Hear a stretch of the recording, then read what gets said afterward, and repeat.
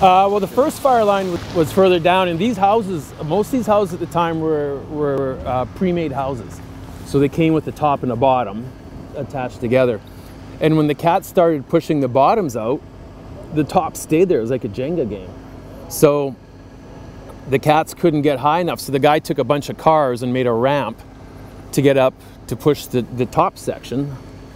And then the fire jumped over. It was a natural break because it was burning along both these streets, and this was just the natural place to make the line because we had the break of the road and the front yards. The flames were about as high as the trees. That whole forest was as tall as those tall trees were. So how did the Chicago fire come to mind? They had no water, they had no way to stop it. So in the Chicago fire? In the Chicago fire, so they used dynamite. So I figured I couldn't get dynamite. So I just called for tracks and cats and just said, we gotta do something. And we had water trucks just lined up all the way, like just tons of water trucks.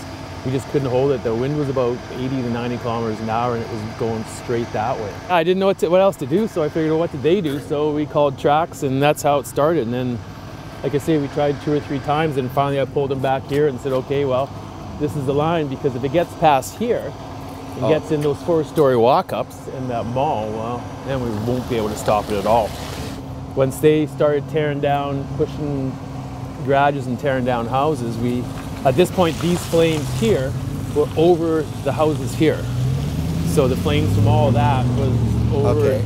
We had to set up water lines to cool off all the heavy metal guys. They had the Tracos and the cats because they were overheating. Their hydraulics were overheating. So we put water on there, and then they got them all stomped, and then we just had all the trucks redeployed to that next road, and they pulled their hoses out and then turned them against those houses. And there's embers, just chased down embers.